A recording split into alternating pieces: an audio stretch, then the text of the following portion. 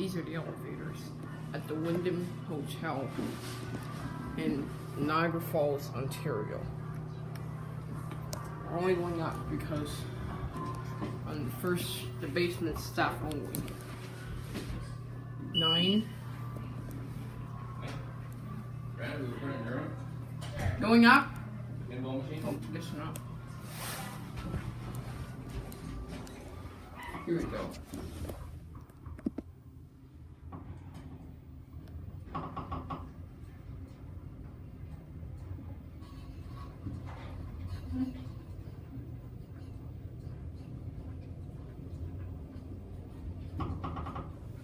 These are quite unique, actually.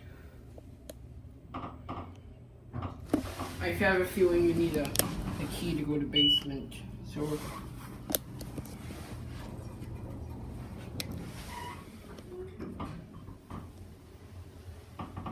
these are actually not bad elevators, to be honest with you guys. I quite like them.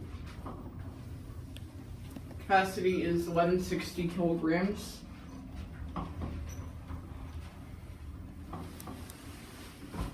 These are your fixtures.